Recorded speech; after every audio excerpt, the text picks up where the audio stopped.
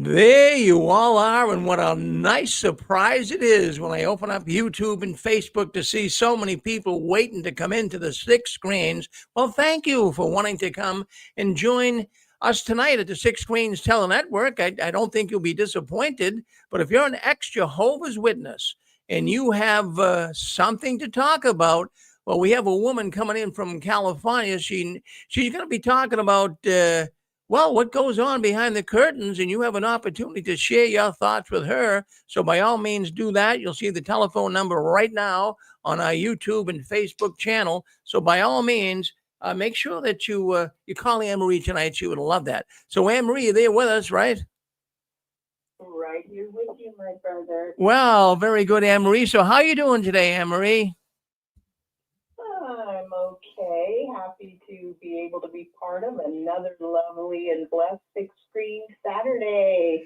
Happy you're there once again. Well, Anne Marie, I have to tell you something. I mean, I'm not gonna brag about it, but we went on TikTok this week, and next week we'll be broadcasting live on TikTok too. And TikTok, as we all know, is another social network out there, platform that people are using.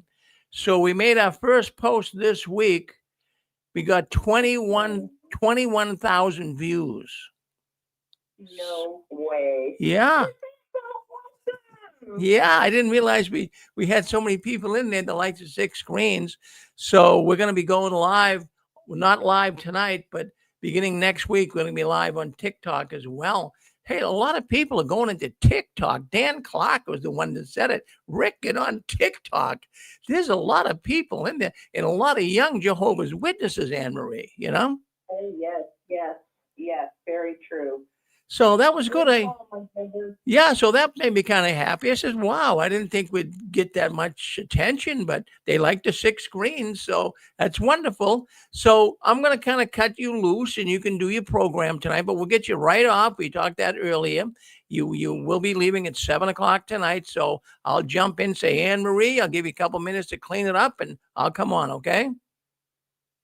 You're gonna let me clean up my mess. I'm gonna let you. Well, it's such a big mess. I gotta help you clean it up. Oh,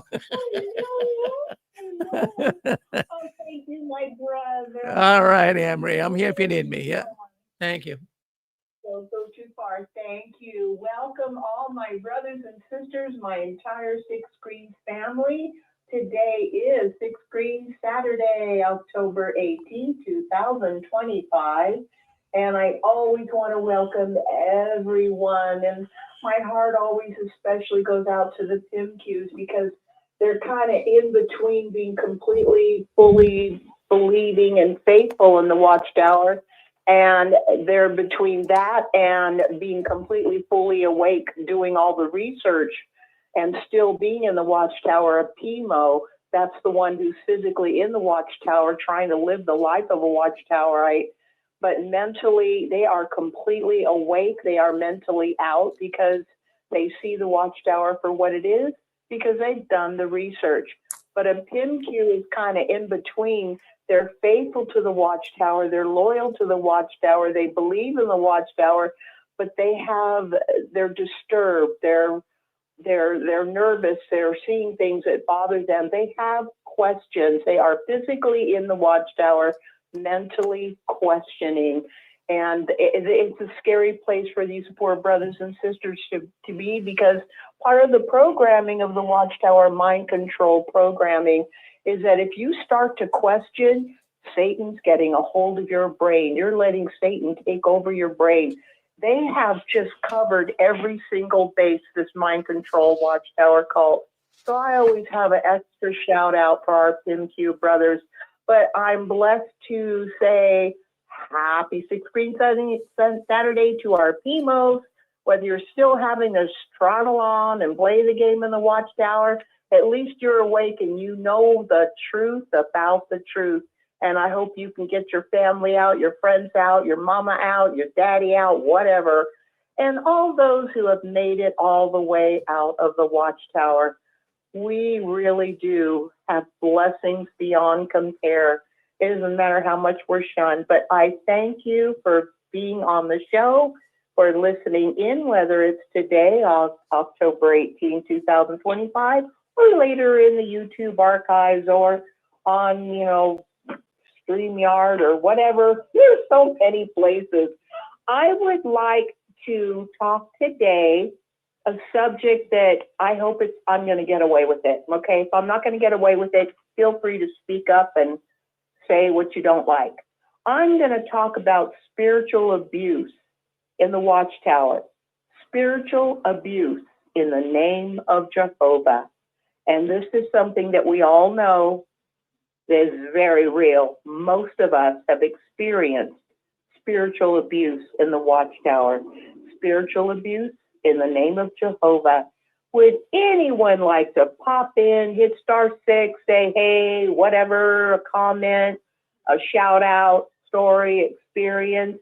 This is your show. Happy Saturday. So, hello, my sister Pixie. What's up? I was listening today to No King's Day, and they had a black reverend on there that was a tremendous orator. And he said if any religion uses fear, he says, throw that away. And he made a beautiful point that we have to love our neighbor. We've got to stick together as a community, as a nation, as a planet.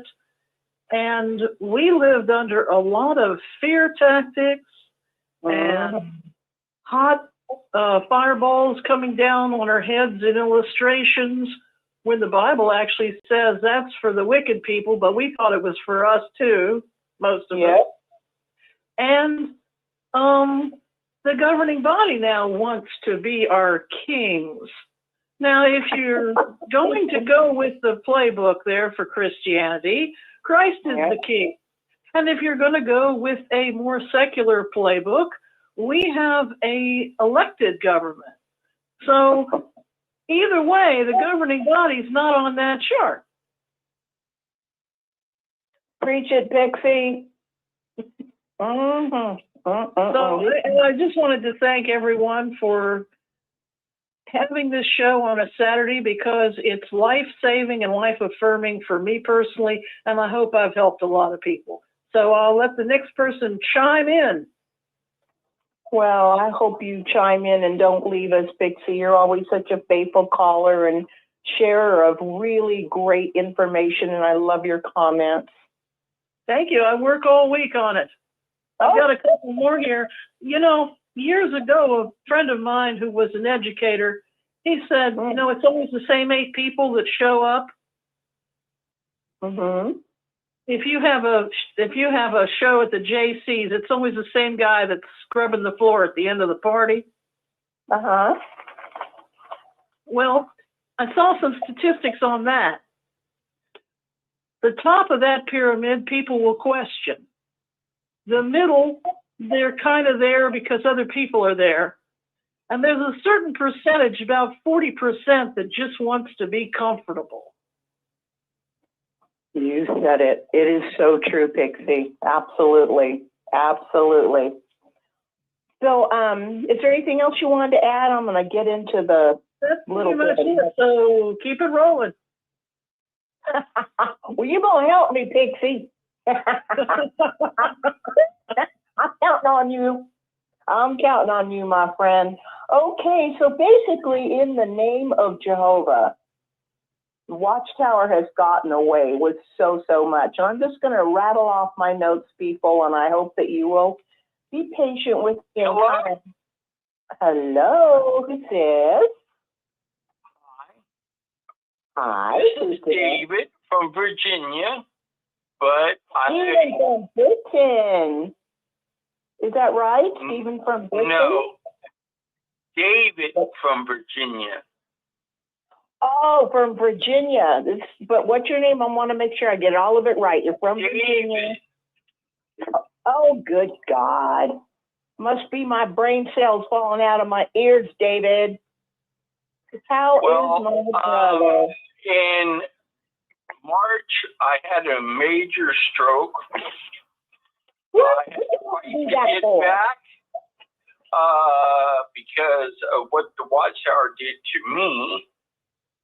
Oh, and everything that's happened to me was because of them. They kind of kept threatening to all these other things, and it just gave me another stroke. oh my Lord, I David. couldn't talk. I couldn't walk. Oh my God. I couldn't talk for 3 weeks. It took me several weeks to learn how to walk. I had to go through physical therapy for about 2.5 months. And I don't remember a lot of things from April the 1st on back to 2020, 21. I don't remember. There's a big gap. It's lost. So I'm kind of listening to you guys again and trying to figure out what's going on with the Watchtower. I know my wife is still in it, and these people never helped me 1 minute's worth, and none of them came to the house or talked to me or anything. Oh, that's so. But I had to do my own thing, get my own self back up on my own feet. Yeah. And I thought maybe one of these, they call themselves brothers, would come over and help. Yeah, because they're true Christians. And I thought they were true. They say they're true Christians. Well, I found out there was no true Christian baloney. And I was like, it took me a long time to speak again right. I'm still having lots of problems with stuttering and stuff. But all the problems I was having, the witnesses I've seen where they would be making like, it was funny to them that I was down and I was out. And that was the things that the Watchtower were saying behind my wife's back, which they didn't know what I did. And a lot of other things that I did do to help myself. So, Welcome back, David. And your diction is better than ever. Whoever helped you, your speech pattern is perfection. And your phone is good. You're coming in loud and clear. And welcome back. And I know that must have been a very hard road for you. Well, I don't remember a lot of things and a lot of people. For some ungodly reason, and this is good, I memorized almost everything about the Watchtower before I had all these problems, okay? Now, the Watchtower people have called my wife, and they got me on the channel thing that they get on every once in a while. And then they want me to get on and talk to them. Okay, well, it's kind of like use and abuse type thing. But that's okay. Every time they start telling me that this J word is going to help me and do all this other stuff, I said, no, that's the word of Satan to me. Okay? You don't use that word to me no more. It's the word of Satan. It's the way I look at it. And then I memorized almost everything I've read. But for some strange reason, that little part of my brain has billions of books about what the Watchtower has done. And I kept it all in that one little tiny area. And they keep getting on there and telling me about the Supreme Court and all this other stuff. I started shoving paperwork right down their throats. And the elders said, this is not true. That's not true. I said, the facts are there, buddy. I showed them.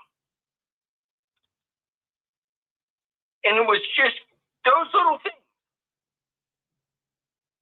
And I learned a lot that they want to try to control everything.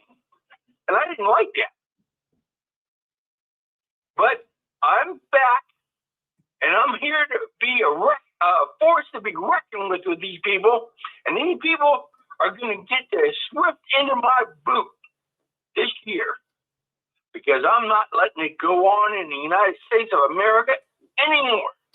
I put my foot down, and I mean it. So I'm back, but I'm a lot stronger than what I was when I got hurt. So you all have a nice evening.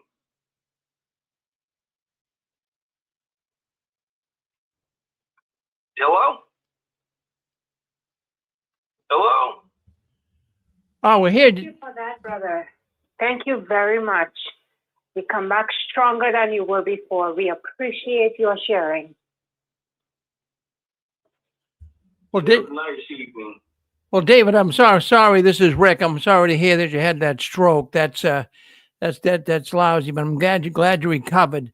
And I get thinking, as soon as you started talking, I'm thinking that a lot of the stress. Sometimes strokes can be caused by stress, but I'm thinking a lot of the stress that you've actually had in the last number of years really is because of that stinking Watchtower. Yep, it sure is. But you know, Watchtower's got a bad problem. Me. And I started speaking out everywhere, anywhere. Every one of the Jehovah's Witnesses, they go to the little cart things, and I see them, I speak to them, and they have the rights to be there, but they don't have the rights to keep putting people in bad situations. And I'm a force to be reckoned with. I got a lot of things back to me this last 2 weeks and everything else, and I get to talk to a couple people in Washington D.C. and they told me keep on getting it, and they got my back.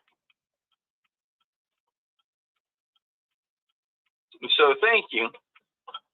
I'll let you go. Well, David, I'm just glad you're doing better, and I know you got that fire in your belly about the Watchtower. Nobody can blame you, and we all get it. Anybody else want to comment here?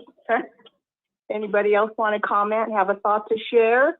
Hi, Anne-Marie. This is Stephan. How are you tonight? Okay, let's try with Stephan first, please. And who was the other person? Okay. Thank you, Stephan. Who was the other person? Oh, I can wait. You can talk, Stephan. Okay, what's your name, though, dear? RJ. I'm sorry. Say that a little slower. I'm sorry. It's RJ. You can go ahead. You called first, Stephan. Okay, RJ, I'll be very brief. RJ, thank you. I'm gonna leave you tons of time, RJ. Don't worry about it. I was thinking on this topic you just said.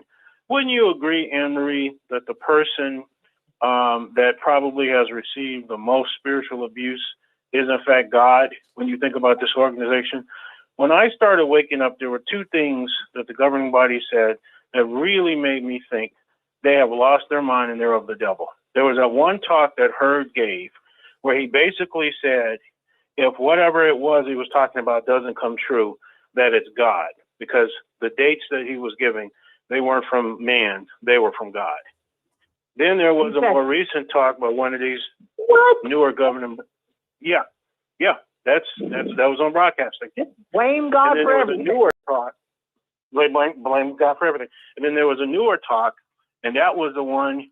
You remember where the guy says, "We don't need to apologize because we didn't get every little thing right. We will just understand that this is how God works." If you go back and you listen to it. So again, you have this organization, and you and I, Anne-Marie, have been around long enough to know that Watchtower used to say that their purpose was to go and undo all the damage, all the reproach was the word they love to use, reproach on God's name. But yet, they are the ones who have brought the most reproach on God's name. They've acted as false prophets, and then when those things don't happen, they have the nerve to say, that this was from God, so, go blame God. It was never them. They've never done anything wrong. So they've actually created more reproach on God, if you believe in God and so forth, than anybody. So I think that the person that's gotten the most spiritual abuse is actually God. Thanks, Anne-Marie. Thank you for bringing that up, Stefan. That's a brilliant original point. And anybody that's read history of how, for instance, ancient Europe went from pagan to Christian, or how people converted to things, or the Inquisition. At the time I was a small witness kid, I didn't see a community that was reproaching anyone's God. I lived in a community where people had many religions, and it was a very old town, and we had Greek people and Jewish people and Muslim people and all kinds of people, and nobody was doing anything to besmirch anyone's belief. Exactly. So I think you made a brilliant point. Yeah. Well, thank you. I'm turning it over to RJ now. Let's go to RJ. Thank you, Pixie. Thank you, Stefan. RJ, we're wanting to hear what you have to say. Hi, Anne-Marie. Hi. And I appreciated what Stefan had to say. And, there are repercussions for preaching a false prophet in God's name. Mm-hmm. But when I was in, because I've called a few times before, I was mostly in when I was ages 16 to 21.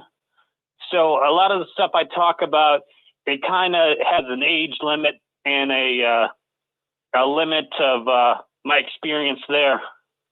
And I remember one kid I grew up with, and he was, I guess if I want to be mean about it, he was a milquetoast mama's boy. And he was very much your, he was like a dork, like he tried to make his parents proud, and he wasn't getting into trouble. He wasn't doing any nonsensical stuff. And it was real. And he passed away a couple years ago, and I was really sad about that because he was a juvenile diabetic. Oh.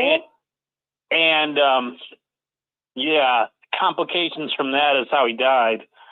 But it was just sad that he passed away when he was real young, and he never got to live because he tried to be like a ideal Jehovah's Witness. Yeah, they always want to please their parents. They spend their whole life seeking approval and knowing that if they don't do this or don't do that or get into this when they shouldn't be doing it, they lose that unconditional love and acceptance. And all anybody wants is to be accepted and approved of and hopefully loved. And it's a terrible thing to put on a small child and have to grow up under that. I appreciate you bringing that up, RJ. That is so sad for your friend. And some witnesses, they can thread the needle. They can have somewhat of a social life and still be a witness. But I don't think he was one of them that could do that. Yeah. And it's sad, like, you passed away when you're 33 or 32 or whatever he was, and you never got to, he never had to have a girlfriend. He never got to have fun and have real friends. It was very sad. They rob you of the life that you should have had, of even your own natural, authentic personality. Don't even let you think for yourself because your brain is molded to think a certain way. Your thinking processes to be a certain way, all in alignment with Watchtower propaganda and indoctrination. And it's sad. That's why I wanted to talk about kind of today. Anybody like to add anything else? RJ, did you want to add anything to your thought here?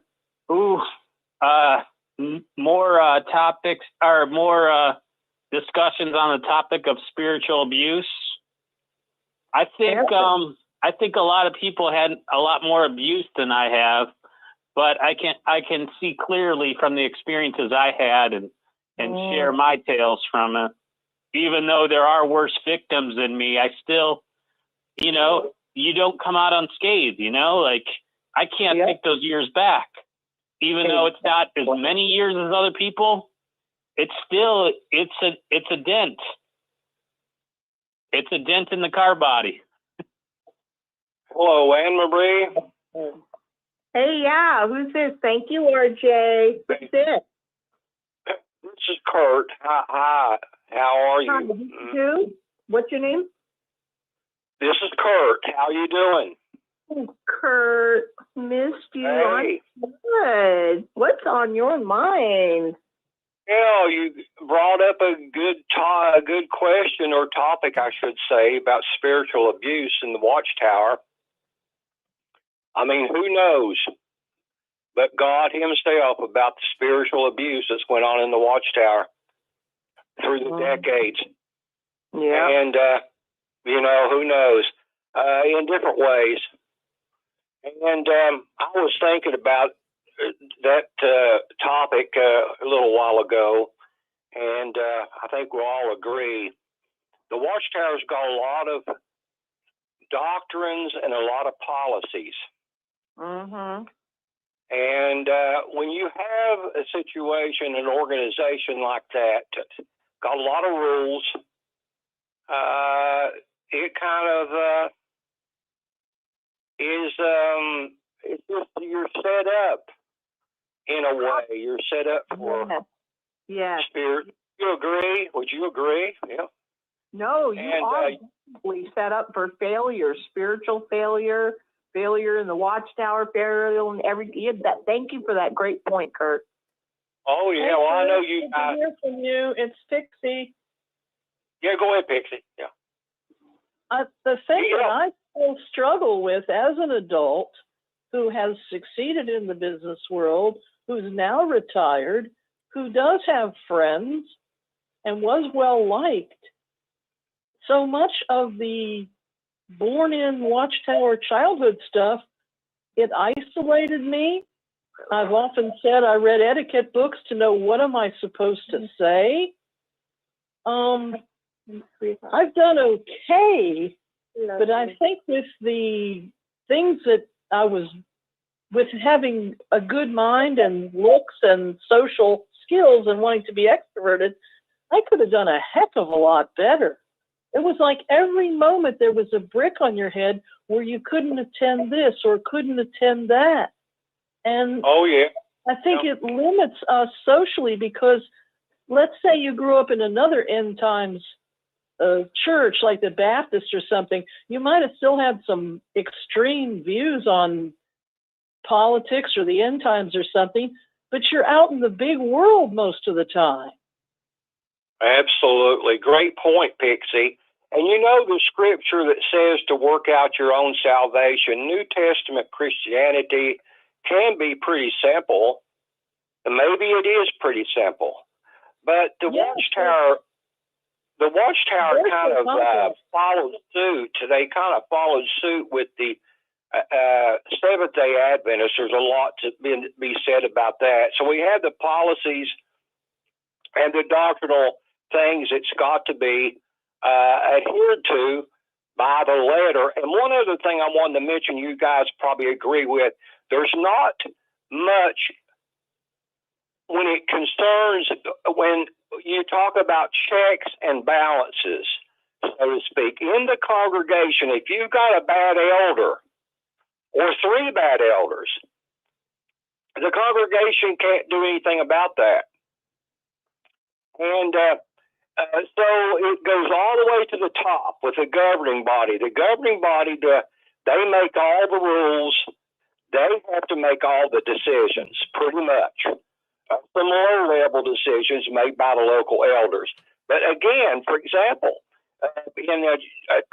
sometimes in churches, if you've got a bad preacher, most of the congregation or church knows he's bad. They're voting him out. They're getting rid of him. But you can't do that at the Kingdom Hall.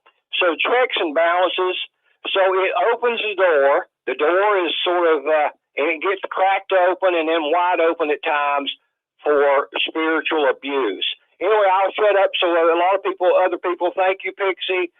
Thank you, Anne Marie. I'll be quiet and go to mute. Thanks. Bye. Anne Marie? Yeah, Kurt, I hope you stick around. Who's this? Yes, who is this? Yeah, this is David. Now, David. with what you're saying right now, and this is how they taught you.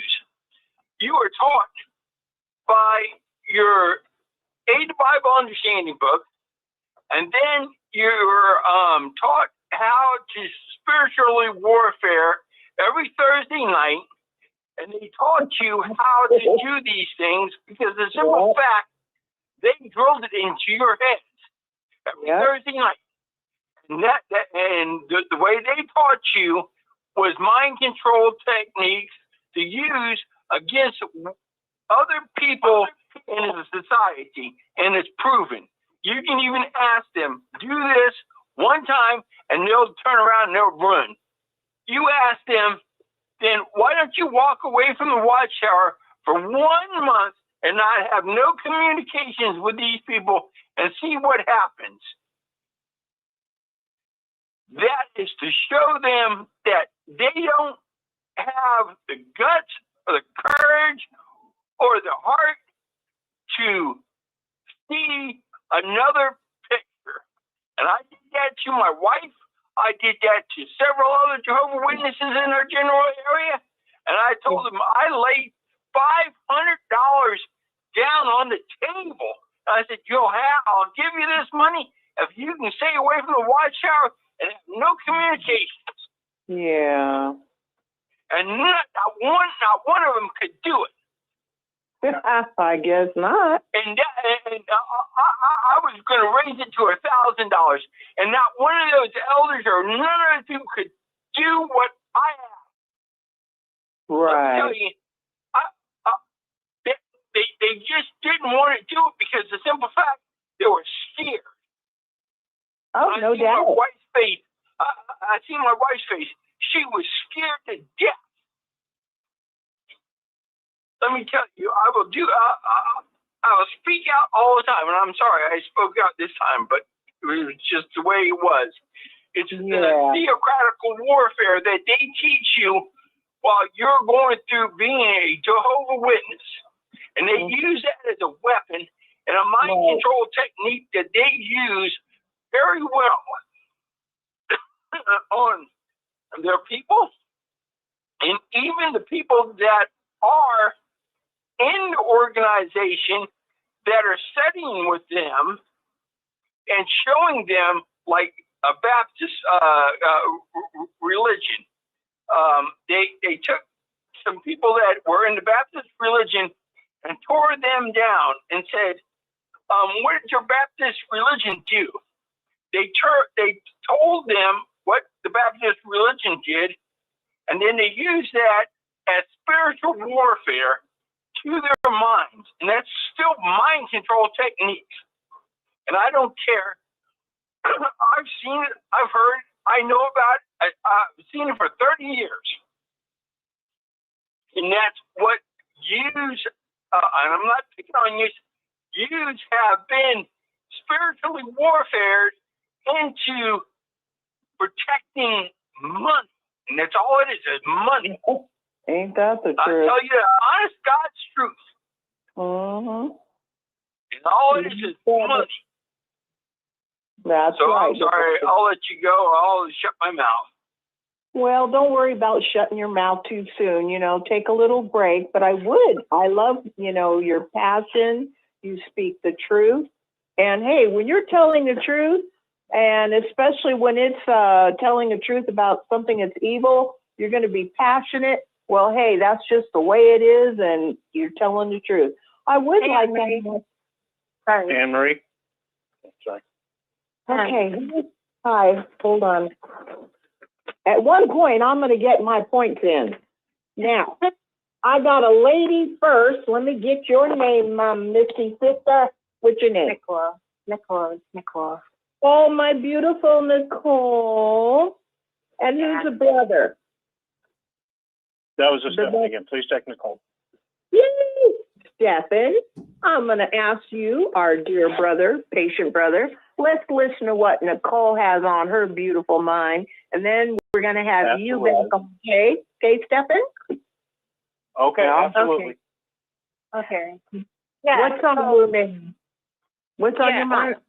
On the topic of spiritual abuse, I greatly appreciated, I think it was a couple of months ago, what Stefan had said to me and what Pixie had said and Maverick himself had said, as well as a friend of mine. And they had said, you know, once you realize that these men at the top have no power over you, then that fear, it does leave. It does leave. The thing about it is, they start to spiritually abuse you for persons who were not born in, but they had a Bible study. That's when they start to spiritually abuse you. And then the length of time you remain with the board, with the organization, then of course the spiritual abuse becomes ingrained in you. So that when you do get the strength and courage to leave, you still feel the effects of that abuse long after you leave. It takes a while to break away from that situation, because then when you do see a witness on the street, for example, in my case, I was not disfellowshipped, I just walked away. And even up to this week, I've had a few witnesses come up to me, and the first thing they would let me know is that I am missing out spiritually. And there have been so many changes for my benefit. So they start that spiritual abuse when you meet them in person. But once an individual recognizes that this organization have no hold over them, they are nothing, then that's their events to slip away from that person's spirit, from that person's soul, from that person's person, and they become their own person. They start thinking for themselves. They don't have to answer to any man. They answer to their God, if they believe in God, and they answer to themselves. And that is what has happened to me. Nicole, that is just so well said. When you think for yourself and make your own choices and see them for what they are, they have no power over you. That's right. Thank you. That is amazing. Anything else you wanted to add before Stephen says what he was thinking? I think that's my take for now. Well, I want to make sure we get your full thoughts, so I appreciate your calling in and sharing what you shared. And I am so double glad that anybody can listen to what you have to say later in the archives. Thank you, Nicole. Don't go away, okay? If you don't mind. Stephen? I don't want Nicole to go away either. This is amazing. This is exactly what I was just about to talk about. That to me, the next group of people that have really suffered spiritual abuse in this organization are the women. And that God help you, no pun intended, I guess, if you're a single woman in this organization. Because these elders think that they can tell you what to do, and you damn well better do it. That is how they treat the women in this organization. Now, if you're married to a non-believer, you're probably in the best situation, because all you have to do is say, you know what, I kind of feel like I'm getting picked on here. I'm going to bring my husband. Oh, no, that's okay. We don't need, now if you're married to a brother, then of course they'll go to that brother to get to the woman, to direct the woman. They'll do that through the brother. But of course, if you're not married to a witness, they can't do that. So they tend to back off. But God help you. If you are a woman, a single woman in this organization, and Anne Marie, if I'm not mistaken, I've heard horror stories that you talked about in your interactions with these elders.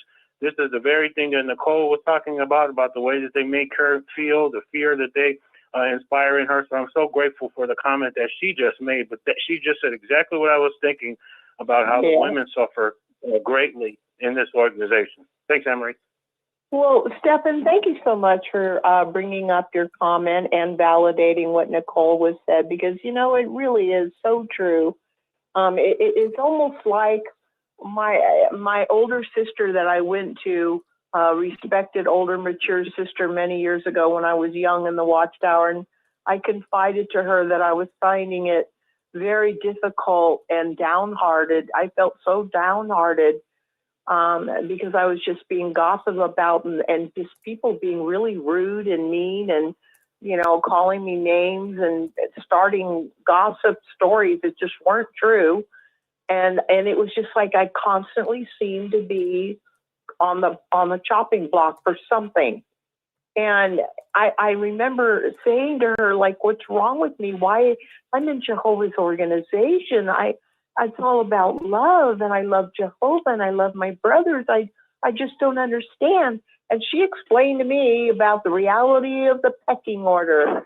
If you are a woman, you had better have a father who's close by, who's a well-respected or elder, or better yet, circuit overseer, or you had better be married to a well-respected elder, or have a brother who's very close, who's a well-respected elder. So basically, you have to have someone that's going to protect you and jump in if somebody treats you badly. She said, you're at the bottom of the totem pole. Not only do you have no husband, no connection to you, but on top of everything else, you have this bad reputation. You have all these kids. You're not married. You're poor. You're uneducated, and you don't have a car. And hey, you're free game. That you are at the bottom of the totem pole, and you're going to get picked on, and they're going to say whatever they want, and they'll get away with it. And I looked at her so puzzled, and I said, "But this is Jehovah's organization." And she looked at me and she said, "Honey, it may be Jehovah's organization, but it's full of imperfect men, and a lot of them are basically assholes," is what she said. And you're right. You're so right. You're so right. You're so right. What you're saying that, Amory, this is Nicole again. What you're saying that, I just have to say my piece. I was treated so badly as a single woman. I came into this organization at 17, 18 years old. And I was treated so poorly as a single woman, even though I was a regular pioneer, just as you say, because I didn't have anybody to champion me or anybody to stand up for me, because I am the only person in my family who joined this religion. So I had nobody. I watched other pioneer sisters who were born into the organization, who had parents who were special pioneers, who were elders, got treated much better than I got treated. So what you're saying is so, so true.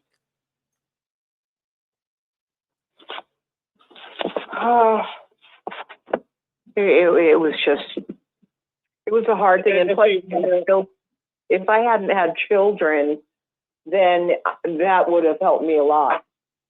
But the fact that I've kept children just gave them more fodder to pick on me. If my kid did this, that's exactly right. It was a massive. That's exactly right. It's crazy because my kids were the best behaved kids. They were always smiling. They always sat through the meeting, never made any sound, never caused any trouble. Were always friendly and polite and well-mannered and smiling. And yet, there were those who found reasons to chastise me for the misbehavior of my children. And if that wasn't bad enough, they would chastise me in front of my children. So I'm like, that's like beyond disrespectful. Anyway, I'm just mouthing off. They do this to all the women. I was the most beautiful child born in. I was the star of that congregation as a little child with these fabulous adults around me. They changed the elder arrangement, brought in some small, endowed, little psychopathic narcissist who was dead set on pushing my dad out, who built the building. And at one point he says, "Leave my family alone," or he would have, this little Napoleon would have run roughshod over me more than once, trying to say that I needed to, you know, be something I couldn't be when I only weighed 90 pounds and had no curves. And he's picking on me for my physical appearance when I was a gorgeous little dancer. Mm-hmm. They will pick you apart if you are a woman, period. And if you go to the library and read the book, Handmaid's Tale, you don't need to watch the whole series, which is great if you have it, but read the first 2 chapters of Handmaid's Tale. I said to myself, was this woman a witness? Turns out that she wrote for television in New York in the 1950s, and she was from New York City. That woman knows something, because the first 2 chapters of that book, I'm like, I never read anything that read like how my childhood was, in an odd, symbolic way. It's crazy the way the women are treated. And so 2 points, and this is why I bring this up. Obviously, I'm not a woman, but I saw this kind of abuse firsthand, and I can tell you story after story after story. I won't, but I could. And one is, Anne-Marie, you and Rick Farron asked a question a couple years ago now. I never forgot the question. And you guys were talking on the topic of how much the elders do. And Anne-Marie, you asked the question, if it wasn't for the elders, where would this organization be? But you were thinking about it in terms of the fact that the elders do so much of the work.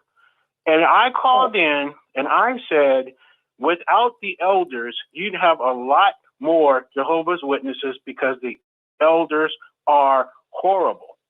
And I know that that wasn't the angle that you were going on, but this is the point. It gets back 360 degrees to what we're talking about right now. The mistreatment by these elders to men, but the mistreatment by those single sisters, it almost brings me to tears, and I can tell you story after story. The second point I want to say is this is not just in Jehovah's Witnesses. This is in any, for lack of a better word, Abrahamic religion, meaning Christian denominations as well as Islam. They all have this abuse of women. All of them do. Jehovah's Witnesses, unfortunately, are not unique in that area. Thanks. That's true. And it really bothered me that I would see young brothers who were very sincere, you know, trying their best to be quote unquote good Jehovah's Witnesses, and they were picked on too, especially the fatherless ones. It's a bully system. So the church is not supposed to pick on its members. The church is supposed to uplift the community and have charity and do what Jesus did. Anne-Marie? Who's that? Hi, Anne-Marie. Yeah, this is Shannon. Hello, hi. Shannon. What's up? Yeah, I just wanted to put my 2 cents in about this theme of spiritual abuse, especially sisters. I remember, you know, when I was a single sister in one of our halls, this one particular elder just, I don't know, he decided, I was living on my own and working full time, and he decided that I don't know, it was just really weird. He just paid too much attention to me, not in a sexual way, but I don't know, it was just really creepy, and it was really weird how he would just come up and always talk to me, and it was so weird. I just can't. When I think about it, my head just kind of explodes. But you know, yeah. But anyway, the big reason why I walked away is he decided that I was up to no good, simply because I was living on my own and I was working, and he decided that he was going to take me into the back room with his sidekick and embarrass me in front of the whole hall. And I hadn't done anything. You know, I hadn't been to a couple of meetings before. And I guess he just decided, you know, oh, you're up to no good. And so he just quizzed me and said, you know, do you believe this is God's organization? Blah, blah, blah. And I was just beside myself. And on top of that, he had embarrassed me. And everybody has assumed, you know, when a sister gets pulled back into the back room, okay, that's it, right? I mean, you are marked. So anyway, it was, so that was pretty much one of the last times that I set foot in the hall. But the funny thing about it is that he had a book study, and there was a young girl about my age that was also in that book study. She lived with her family Well, guess what? All the time he was chasing me down and accusing me of things I wasn't doing, she got pregnant. Oh, wow. And I was wondering where she was, and I heard somebody told me, oh, she got pregnant, now she can't go to the Kingdom Hall and show her face. But I thought it was so ironic, because she was considered okay because she lived with her family. I was not okay because I lived my own, and I had my own apartment and my own job and car and blah, blah, blah, And, it's just, I wish I could I wish I knew where he was now, because I certainly would give him a piece of my mind. But I really appreciate your forum here, just, to be able to tell your story and, just kind of know that you're not the only one who has suffered. Mm-hmm.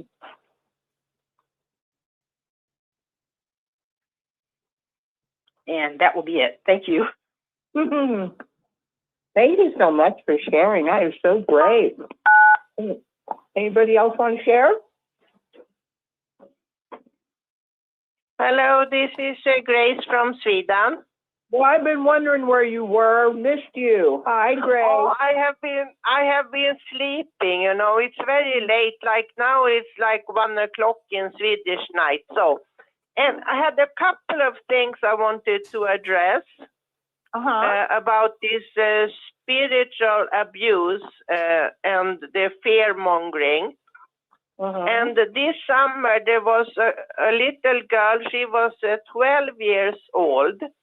12 years old, and she got baptized. And then a lady take the microphone on a meeting talking about this, and she said, well, some 12 years old, they are so mature. And this really, this made me so irritated, because this is the same kind of reasoning. If you listen to a pedophile, he will say, well, the 12 years, she was mature, and that's their excuse. And there is so much responsibility that comes into being baptized. And I wanted to connect this to, why is she getting baptized so young? Well, one of the reasons is she's probably afraid, because she also have heard about the world is coming to an end. And there's a book, it's a big red book, and it's called Life Everlasting, Freedom of the Sons of God. And there, I actually downloaded it in English. So on page 29, it say that will end in 1975. And it says something, it will begin in the fall of 1975. And there is also a chart of many years here. And then on page, let's see now, I think it was 35. Then it also, in the end of the chart, you can read in 1975, end of the 6,000 year day of the man's existence in early autumn. So they actually said it was in the autumn also. It wasn't just 1975. But when you talk to them, they're like, oh, no, they were just a few witnesses who said this.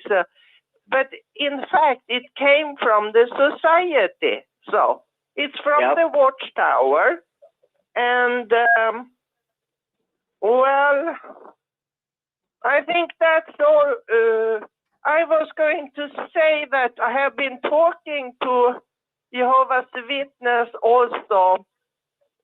They said this to me directly, but I have also now talked to them about the blood issue, because they are talking, it's ongoing now, as well as that they also say, oh, the world is coming to an end and blah, blah, blah.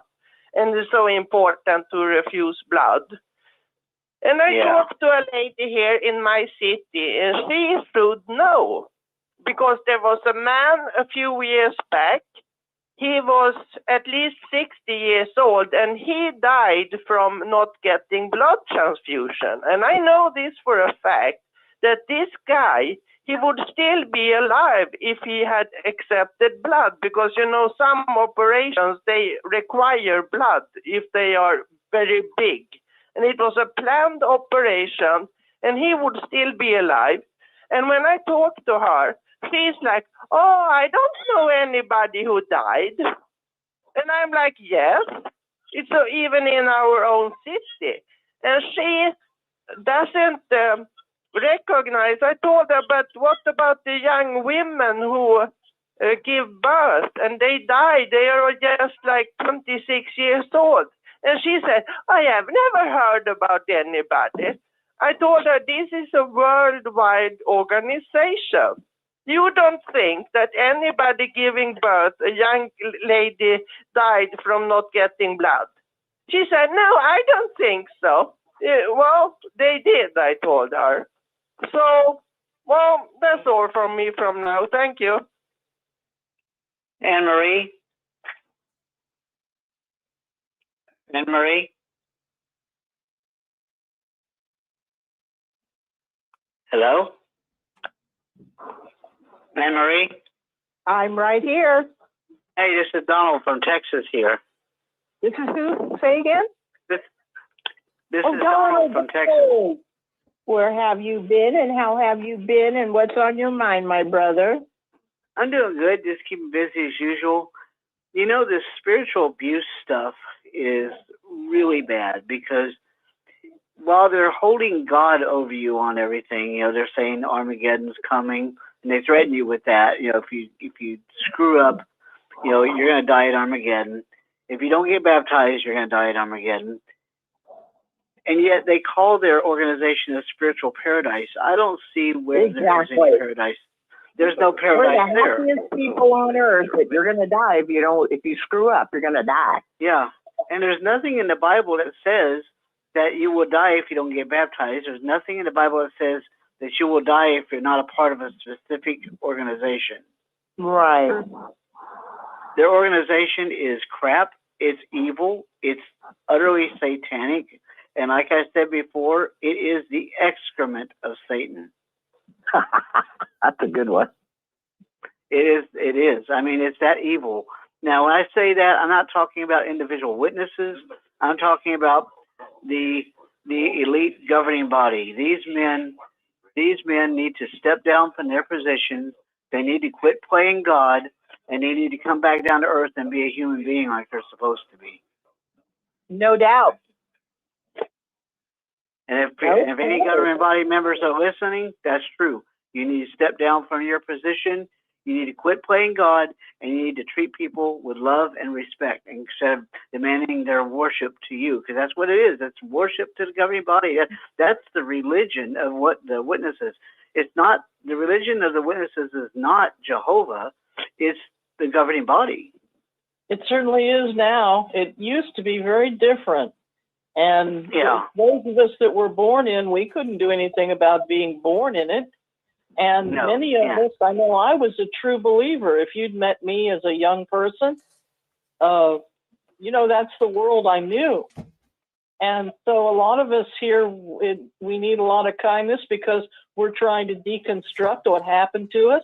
And some of these traits are going to be lifelong traits for me. I've done all kinds of inner work, as they say in the New Age, or therapy, as they say in the educated world. I've done all kinds of work, and I'm retired and I'm happy, but some of these things, I don't think I'll ever be able to fix some of it, and there were also some benefits. Every job I ever had, no one had to tell me how to dress for business. Yeah. I could do an 8-minute speech on stage like easy peasy. So there's benefits to it, but there were also a lot of spiritual abuse. And the best tactic would be to encourage someone to look at JW facts or to say, I'm sorry to tell you, but these people were hurting you. Yeah, and they're hurting a lot of people. I mean, and there's a lot of people leaving. I've been hearing for the last few weeks or so, I've been hearing a lot of people are leaving the organization because of all the changes in doctrines and all this stuff. And they are. And who knows what changes they're going to come up with now that supposedly what Rick said earlier, that Sweden is involved in this. You know, what's the Swedish government going to do now? And it looks like, you know, they're aiming towards possibly taking their money away from them and their religion, their status of religion in that country. Too. And France is always a big deal when we look at the EU as a group. France always has a lot of influence for the other EU nations. Yeah, they have a lot of clout. They do. Yeah, that was the word. Thank you. Yeah, so, France is kind of the pinnacle of what goes on in Europe, pretty much. Yeah. And Germany too, I think. Germany too. Yeah. So if it's in France and Spain and some of the Nordic countries, people are looking at this. And also, we didn't used to have the internet. I thought I was going to be struck by lightning when I went to JW Fax the first time. You know, yeah, it's like, that's the fear. Yeah, and it was instilled with the techniques of repetition. And when we look at some of these techniques, those techniques are used. I've said many times, the Watchtowers from New York City, that's where all the advertising is. They know stuff, but they're not using their powers for good. No, they're not. And, you know, I see it all over the place. Even though I never was baptized to witness and I didn't study with them long, the little bit of studying that I did do with them, you know, was enough to tell me just how controlling they were. Because when I was studying, what they kept using on me was bad association as well as useful habits. And, you know, while that scripture sounds good in itself, what they're saying through that is cut off everybody that's not a JW. You know, cut off your family if they're not JW. But you know, I didn't do it. I didn't follow it. No, I didn't either. I went to my high school reunion after 50 years, and some of those wild kids have been very successful adults with very happy families and very stable marriages. So I think the Kingdom Hall was the bad association. Well, yeah, because they're always telling you guys, you know, everybody out on earth is out in the world of Satan, and everything is Satan. Everything to them is Satan, Satan, Satan, Satan, Satan. Have you noticed that? Oh yes. I noticed that a long time ago. The governments are Satan, except for when they want money from them. Yeah, when they want money from Satan, then they're no longer Satan anymore. Good one. Yeah. Oh, Mr. Satan, we need money. Here, can you have this money out of your pocket? You know, hey, we need to do this and we need that, blah, blah, blah. And yet, then they'll go back and preach, oh, don't vote in the governments. Don't vote for presidents because the governments are of Satan. They're of the devil and all this stuff. And everything to them is, every video, or almost every video I've watched on YouTube says that kind of stuff, that, you know, that the witnesses are saying that everything is of Satan. Seems like all their talks from JW Broadcasting is either about apostates or about loyalty to the governing body or whatever. Yeah.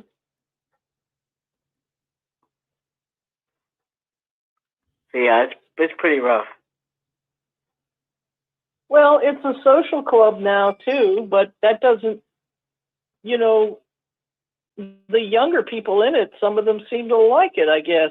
There weren't a lot of young people in my congregation, so I don't know what that even feels like. Yeah. You know, I haven't seen the Jehovah's Witness in person. You know, the guys at the top, they'll go to very, very fancy association meetings with other religions in a corporate kind of way, but they tell us, well, you know, you couldn't go to the neighborhood church with your neighbor, and then they could come to yours. There's no interchange in the community that they promote, but they're doing all kinds of stuff like that. The only time they'll send you to another church is if you call them and say, "Hey, I need food." Then they'll tell you to go to the churches and get food from their food pantry or whatever. But it's funny. Why don't the Jehovah's Witnesses offer food? I mean, if they claim they're doing God's work. I've asked it for 50 years because that when that slogan came out, what would Jesus do? They actually had that slogan in the Watchtower. And I said, that's a great slogan. And then I saw that it had been commercialized with, you know, I don't know, T-shirts or something. And I said, that is a great slogan. I love that. And the witnesses, we can have that slogan because weren't allowed to have a lot of popular things. And then I thought, well, where's the soup kitchen? Where's the 12-step meeting? Where's the community stuff here? Because the rest of my community had a lot of things. Well, you look at the billions of dollars that they have and what they do to Bethelites when they're through with them. You know, these guys have billions and billions of dollars, and they won't give if they're letting a Bethelite go. Do you think they're going to give them money to survive on and buy a house with, or build another future because now they're out of Bethel? No. They'll give them they may buy them a bus. They may give them a bus ticket, and that's it. Hey, Pixie and Donald, this is Rick. Hello. I would love I have your permission, if you need to share a last thought. We're running a little bit short. Can you hear me, Anne-Marie? I did want to ask your guys' permission if I could have maybe 5 or 6 minutes to share what I had taken notes of regarding spiritual abuse in the name of Jehovah in the Watchtower. So I just want you to keep that in mind. Please feel free to wrap up what you want to say and tell me when I can speak, and doesn't mean you can't speak after. I just want to have that little time. Is that okay with you all?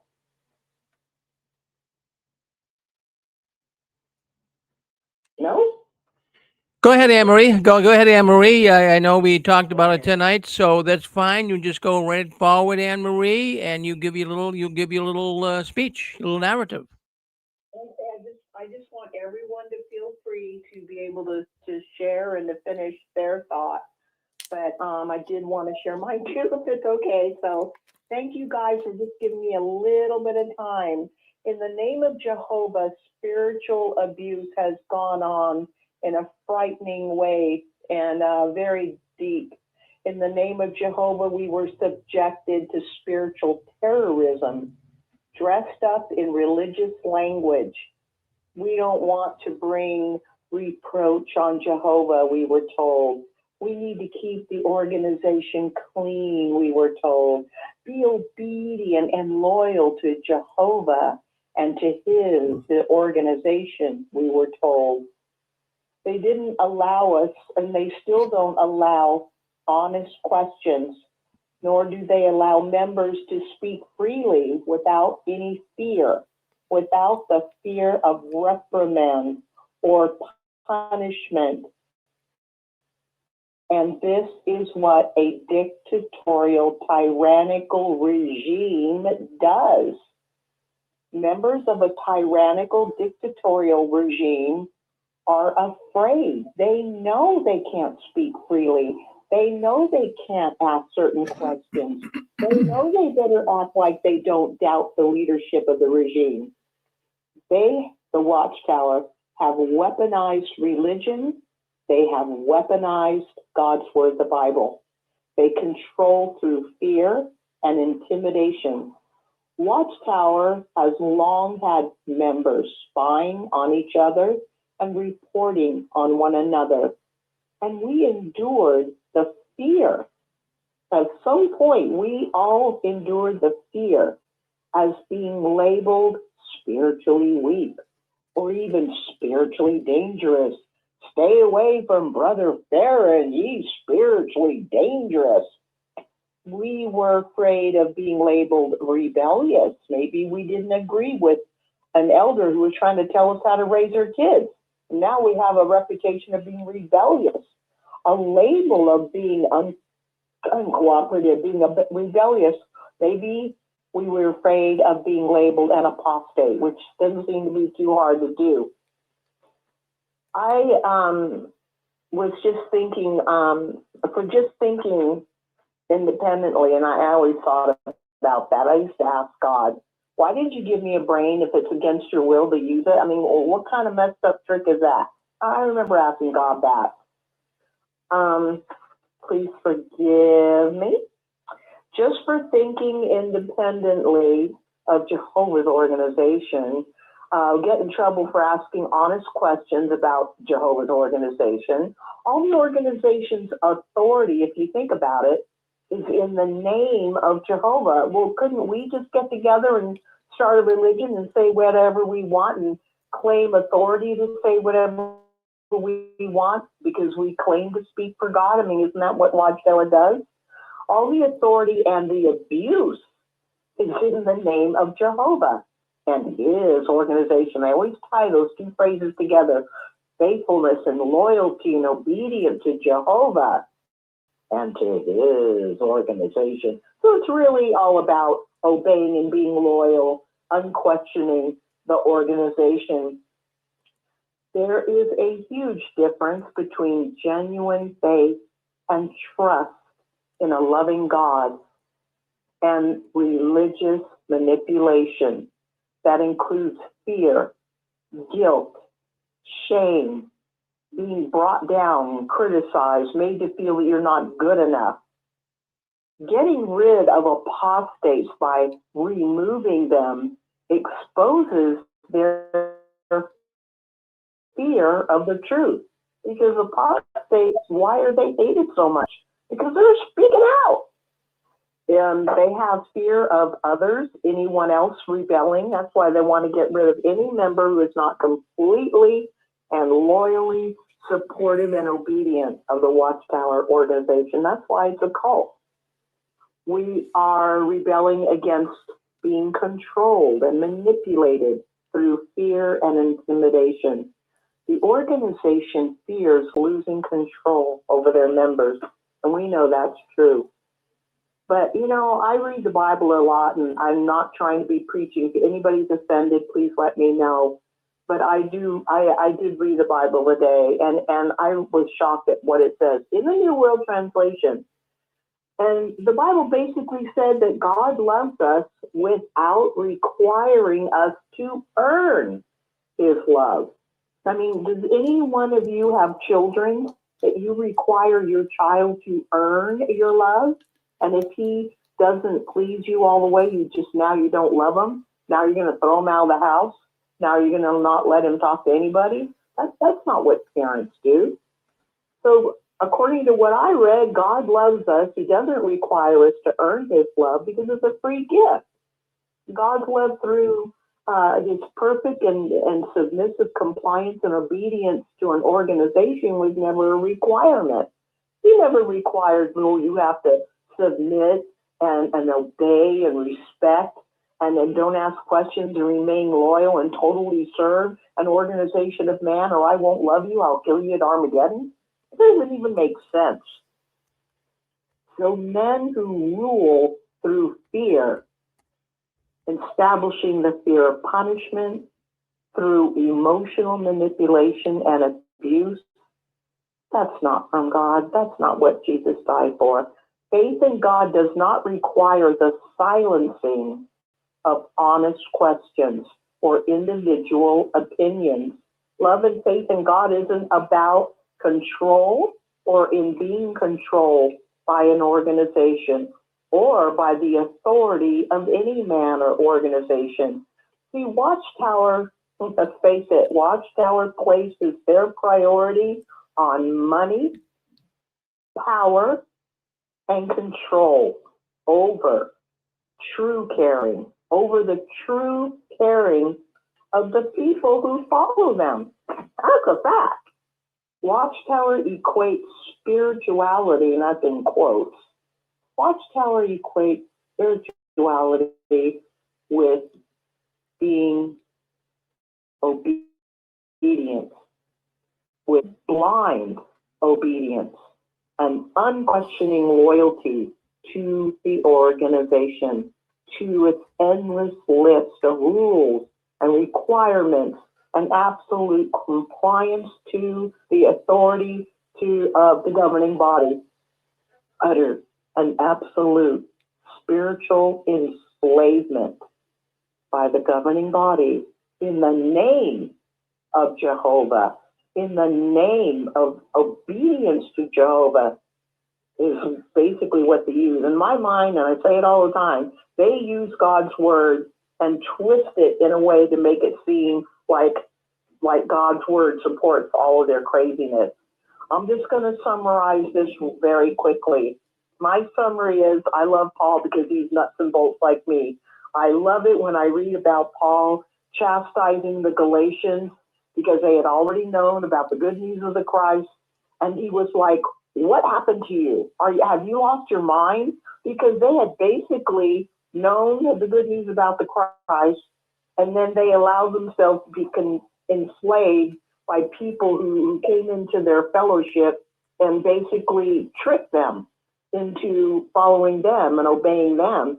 So Paul chastised the Galatians for allowing themselves to come under the influence of men who twisted God's word in order to trick them into becoming enslaved by them. And I just for the hell of it, I'm going to recite where I got it from. Galatians 1:6, Galatians 2:4, Galatians 3:1 and 3. And in these last scriptures, I love Paul. He flat out says, basically, have you lost your damn mind? Because you know better. I love that. So I really appreciate your letting me go through that. And I wanted to end it with one last little thought. I like running across little thoughts, and I'm trying to keep up with them. And my favorite one is, this is mostly regarding PMOs having to live a double life. This is what I have to say about that. You cannot ride two donkeys with one ass. You can kill yourself trying, but you're going to eventually have to commit to one donkey or the other. Why? Because you only have one ass, honey. That's all I wanted to say. Anybody want to say anything? This is the rest of the time that is for you.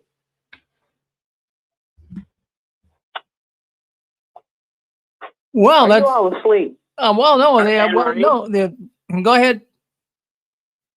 Hey, Marie, this is Paul again. I just thought of something. What? You know, the governing body always says that Jesus and Jehovah trust them, right? That's right. Have you ever thought about this? Why does God, and I do mean, why does the Almighty have to trust in mere mortals? That is such a good point, my brother. Where does that come from? I mean, where do these governing body members are totally arrogant. They are so arrogant that they believe that they are God. I really think so. Yeah. It's called no shame. Yep. Totally. Because I thought about that. Every time that one elder that talk I heard where he says, Jesus and Jehovah trust us, so shouldn't blame. And I'm like, no. I could never figure out how we're not supposed to think for ourselves. The brother from the podium, I heard it so many times when I was a young kid. The heart is treacherous. Who can know it? You can't trust your heart. You can't think for yourself. But on the other hand, we're supposed to trust their conscience and their thinking. Their heart. Even though they're full of shit and even have, at least they admit they're not perfect, they make mistakes, but they don't need to apologize. So we can't think for themselves.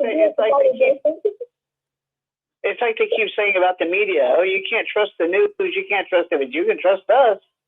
Really? Well, last time I checked, the governing body is made out of flesh and blood and bone. So are the news media made out of flesh, blood, and bone. So what's the difference? They're human. They're all human. Anne Marie. Yes, my brother. Who's this? It's king of the double dot. King of the dots? I'm appalled. Do you think I'm an apostate too? I need an answer. Hello. No answer. Well, the point is, who are the real apostates? They're the governing body of Jehovah's Witnesses. That's what people need to realize.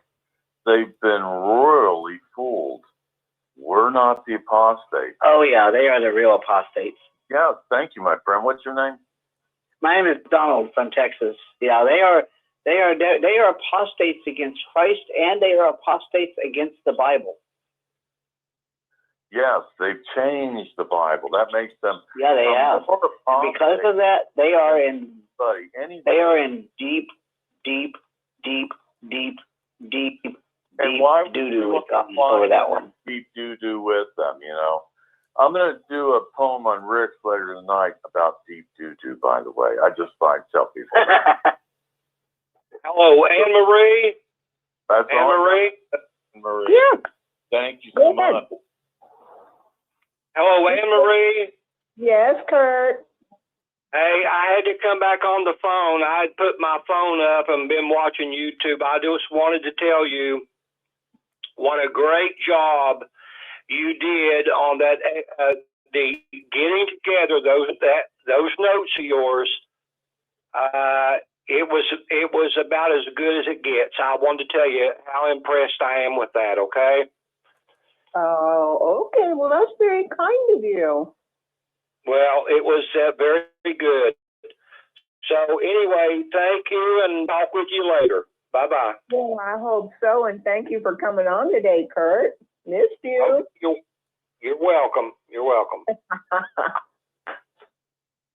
Anybody else have anything to share? It's your show.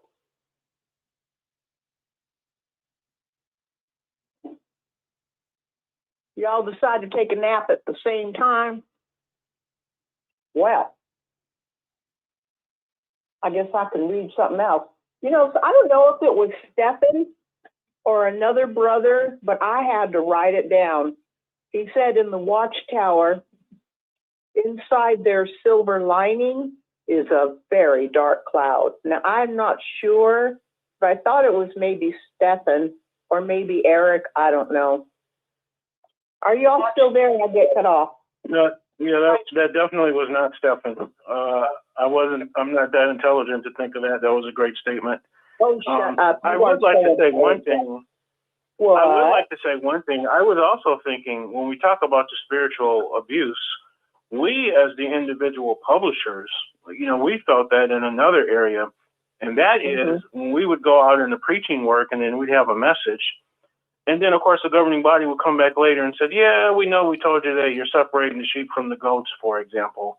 But, yeah, we're not really doing that.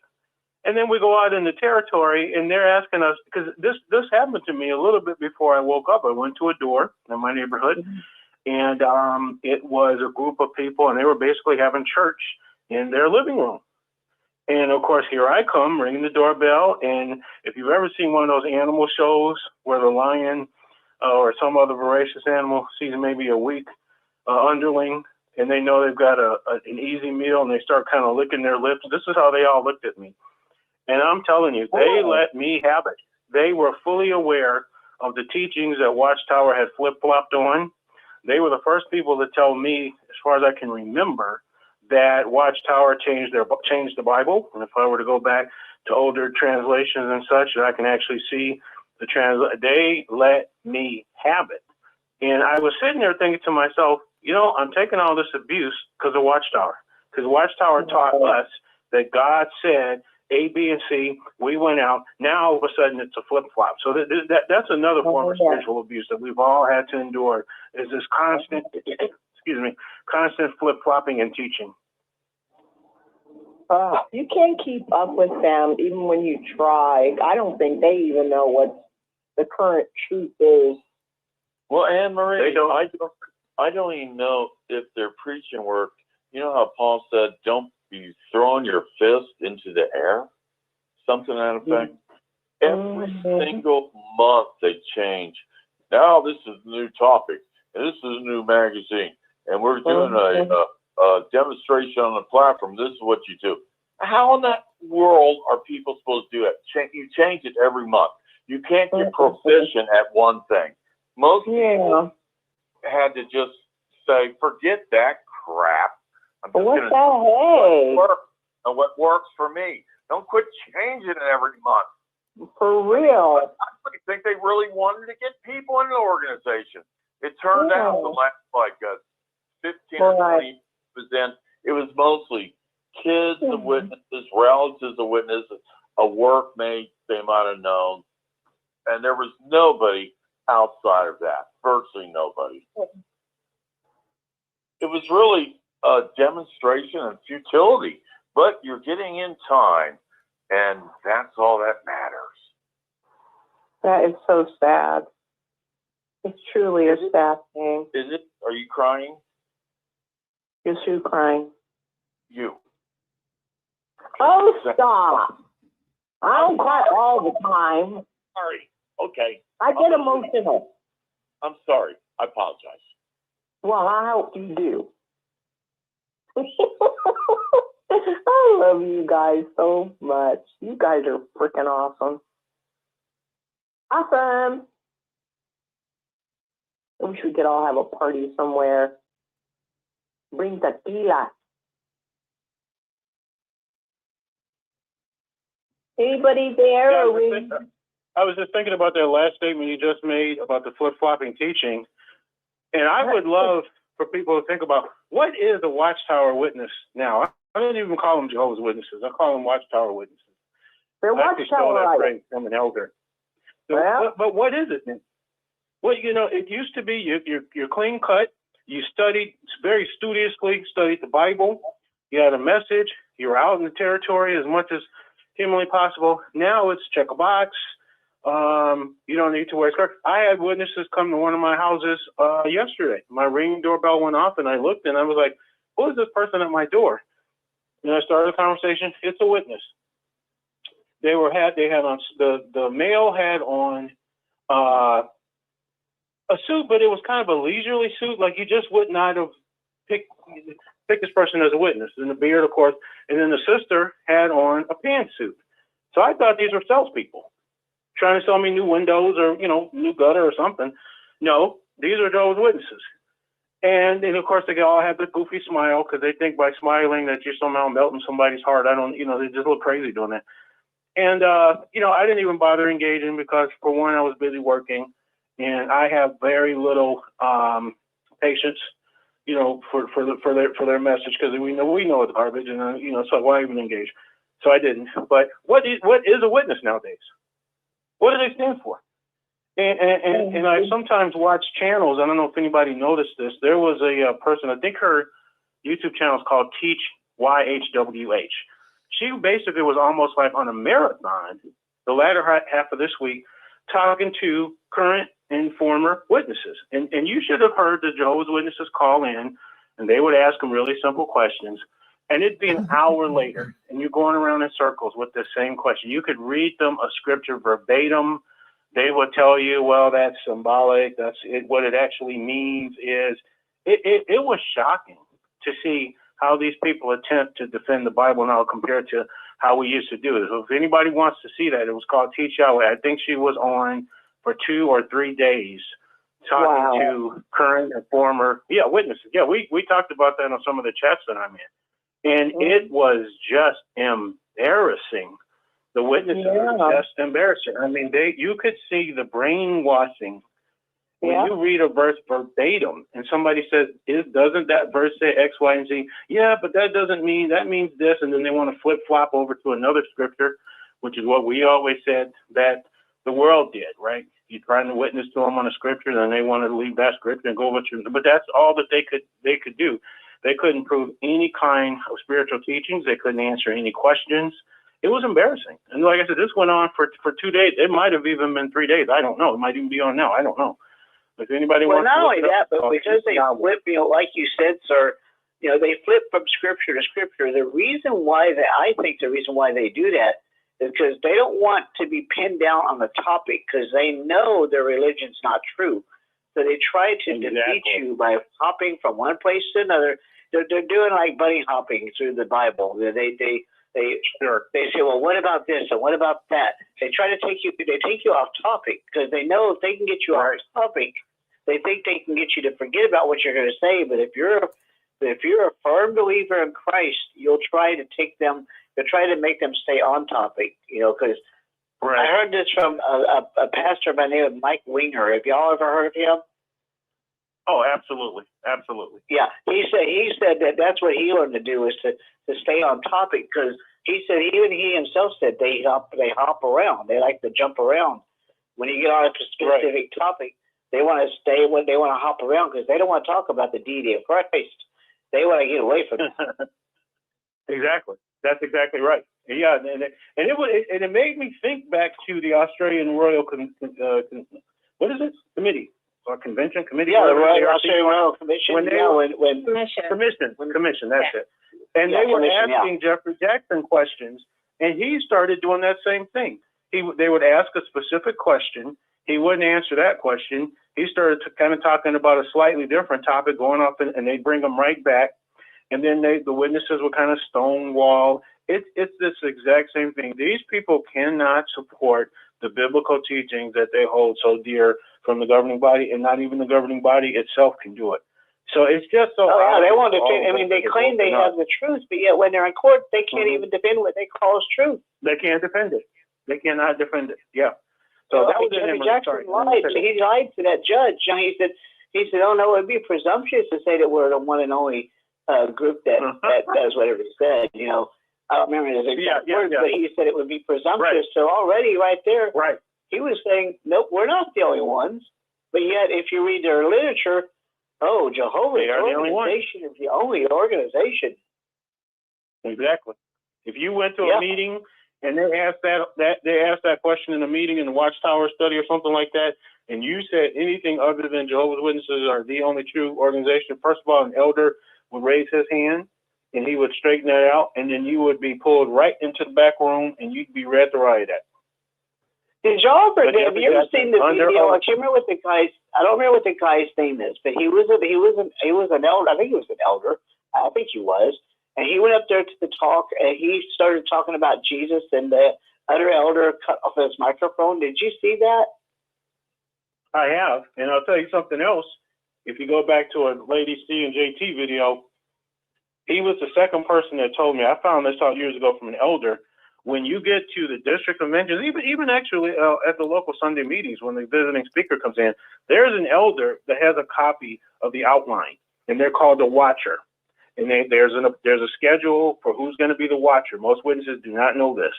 And they listen word for word when the talk is being given, whether it's at a district convention, circuit assembly, or even the public talk. And if that person gets off topic and they seem to start, going to Christians, like that brother was, they have specific instructions to pull it. There's also a signal for the attendants, so they know to bum rush the stage and escort that person up. I know that because I was an attendant for 2 years at the district conventions. So they pay attention to everything. They're called watchers. And if you're talking, you're giving us a talk, convention, circuit, all the way down to just a local Sunday meeting, you're visiting speaker, and you get off topic, or you seem to be something's off because they don't hear that phraseology, that Watchtower brainwashing phraseology. Yeah, they'll pull the plug on you. Yeah, if you start talking about Jesus, they'll pull you off, won't they? Yeah, because they believe that JT was talking about how that almost happened at the district. He was sitting in the back with the big wigs, and his brother was talking, and the brother got ready to pull the plug, and they decided to let it go. And then after the brother got up the stage and he went in the back to get his little counsel point or whatever, they said, we were getting ready to pull the plug on you. And he said, why? And he said, because you're not working from the outline. Well, it turned out that he had a newer version of the outline. They were looking at the older version, and they didn't quite match up. But that's how close he was to being thoroughly embarrassed at that district convention. They were going to escort him right off the stage. So this is how, again, this is a cult, high control group cult. Thank you.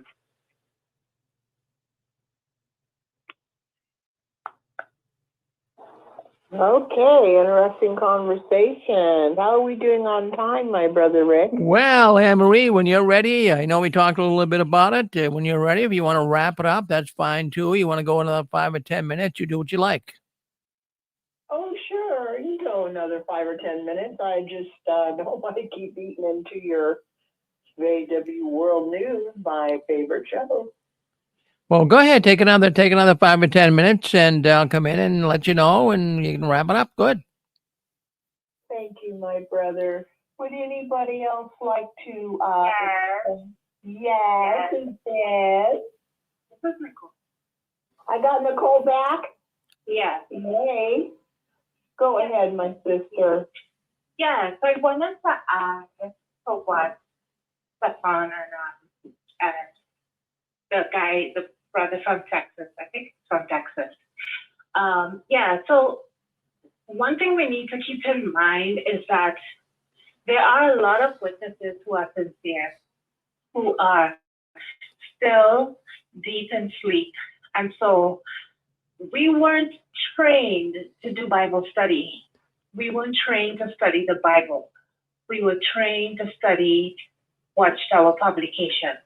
So when these witnesses go out in service, they're just parroting or repeating what they were trained to do. So if they're talking on, let's say, the topic of the Trinity, which is something very rare that they do, but if they do get a religious person, another Christian who wants to talk about the Trinity, then they're going to pull the scriptures that Watchtower says that they need to use to support their Trinity doctrine. They don't know how to read in context. They just don't know, because I wasn't trained that way as a witness, how to read in context. Now I have to retrain my brain and retrain myself on how to read properly and how to dissect things properly in order to get the real meaning. I have to do cross-references from other works, and not at all from Watchtower. I don't do any Watchtower cross-reference anymore. But to understand what a passage means, I have to do cross-references. I have to use different Bibles. I have to use different historical works to get the true meaning of what is being said. Witnesses, they don't do that. They can't do that. They can't go outside of what JW.org or what the Watchtower Library or the JW Library tell them. So when they go to the doors, it would seem as if they are running around like a headless chicken, because that's how they were taught. They just don't know, So when a pastor brings forth this scripture and the pastor would read the entire thing, they will parrot what they were told. Oh no, that is symbolic. Where did they get that from? Because all witnesses know, everyone knows, that we wouldn't arrive to the understanding of Jehovah's Witnesses if we weren't taught by a witness. Nobody would come to that understanding unless you were taught by a witness. And that is the mentality that they have. Sincere witnesses, that's what they have. And so that's why they don't want us to go to any school, because basic grammar would tell you what the sentence says. Yes. And I was looking at one in Matthew the other day, and the name that the person is supposed to be declaring is the name of the Christ. Yes. It wasn't the name of the Father in that one verse. Yeah. And I never saw that before. And when I took it apart, I'm like, my Baptist neighbor was correct. 50 years ago, they were trying to tell me something that was basic grammar. Yes, that's right. And then, of course, for a witness to go and cross-check, because, of course, some of them, they're going to go home and cross-check what the pastor said to them or what this householder said to them. They're going to go home and cross-check it.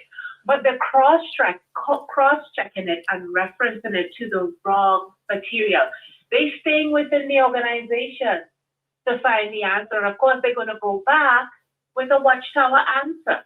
And so the cartwheel goes round and round and round for them. There's no, at the cart they don't have their Bibles. At the cart they don't have their Bibles. No. I was downtown and saw the ladies, the sisters at the cart, and this woman from my town was there, and she had a Bible, and she was doing what we used to do. Yeah, and that's because the governing body realizes that that's how many witnesses are leaving. When they're told the truth from external sources at the card, these ones leave. And so they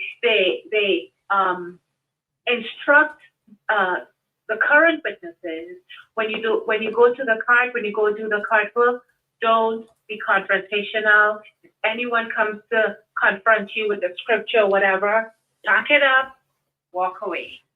That's what they're told. Hello? Yes. Hi, it's Maverick. I just Hey, Maverick. Hi guys. I just wanted to add one thing to what Nicole was just saying, and it's been a fantastic discussion so far. And just before before time runs out, I personally came to quite a big realization of how the organization worked based on my own personal study of narcissism. I strongly encourage everybody to look into the mechanics of how narcissism works and all parties involved, because narcissists recruit people. The person who is principally trying to control someone else, they have a script that they want you to follow. And if you deviate from the script, they chastise you, you're ostracized, you're being guilt-tripped, and so on. So I strongly encourage anyone, just go on anywhere on YouTube and type in how narcissism works and how your brain gets manipulated. And we, as Nicole just said, it's basically very easy for us to just parrot fashion the script, because that's what we were programmed to do, parrot fashion, and we were recruited to perform a script. So that was just something else extra that I was going to want to say, because as you said, and they made everybody else on the outside look like, oh well, they don't know, we have got secret knowledge, we are the ones, special ones. And that's all what the main influence of the narcissist tries to do. And the organizations, the narcissist, full 100% bona fide narcissist, abusive, and we were the enablers. So if you look into those terms, enablers and the actual narcissist, the person who's doing or the organizational group is doing that, it's very, very useful. And the parallels are so strong. You're going to say, oh my goodness me, now I understand the mechanics. And once you see it, you can't unsee it. So I just wanted to add to that, to the conversation. But thanks for everyone else's input too. It's been really good. Absolutely great point. I'm so glad you chimed in, Maverick. Way to go. Anyone else have anything to say? What was that? No, I was just going to say it takes a while to put the pieces together. It's not easy when you leave. But the more work we do on ourselves, first of all, and then on top of it, the understanding of these psychological mechanisms, because this can happen within family. It's very common in families. It's very common in people in positions of power. That's why you get the classic one with the boss, or your boss is a narcissist. Oh, the one of the members, one of your parents is a narcissist, and you grow up with this messed up view of the world, and you're curtailed. Your personality is curtailed and pressed down, and you don't have a sense of identity. And that's exactly what. And I've done quite a lot of work on this area. I would never ever call myself a therapist or qualified in any way. But I have done extensive reading for the last 15 odd years and read so many books on narcissism and different types of things that influence people. And it's so amazing how many parallels and how easy it is to see when someone's trying to manipulate you now. And oh my God, we didn't have a clue. And it's interesting. I think it was mentioned before that, they run away from real debate. Why? Because they're off script.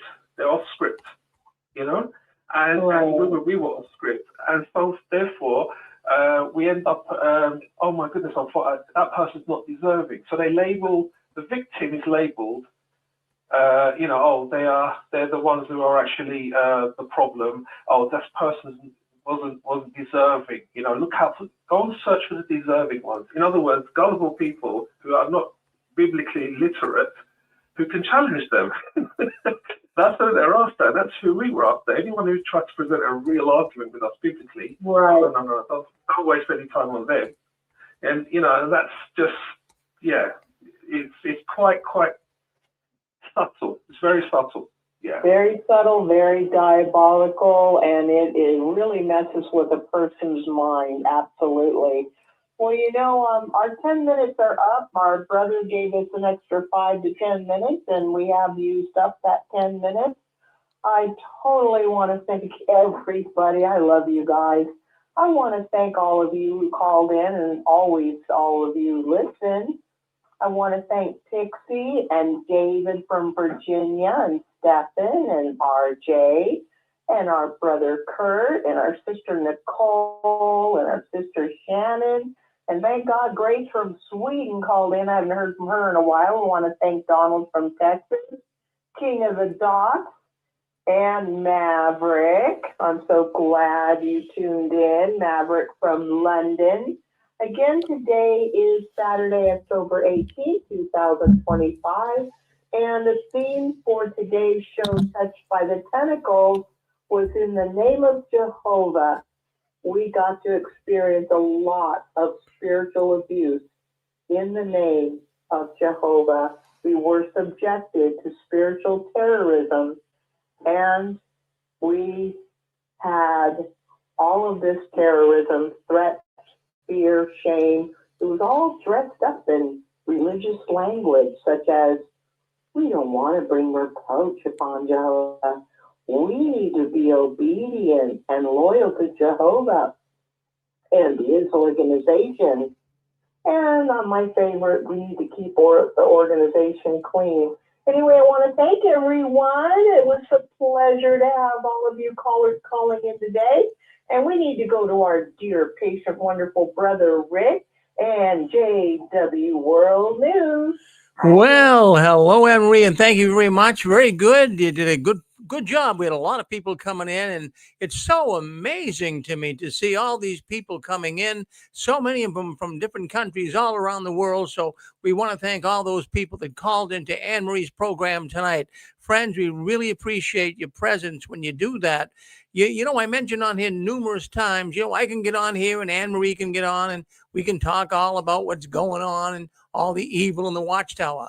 But when we have all these people calling in, it really solidifies, it really hits home the fact that Jehovah's Witnesses are a dangerous organization when you hear these people talk. And we wish David Wexler, who called in earlier, we wish him the best too with the stroke that he suffered from. We hope all will go well for him. Well, anyways, we're going to go to JW World News. That's the news the Watchtower doesn't want us talking about, but we talk about it every Saturday night and every other Sunday right here on the 6 Screens Telenetwork. So stay with us. Don't go anywhere. Stay on this telephone, the line you're on right now. Stay on the YouTube and Facebook channel. And next week, we're going to start live broadcasting on TikTok as well. So stay tuned. Wherever you are, we'll be right back with JW World News coming up next here on the 6 Screens Telenetwork. Thank you very much, everyone.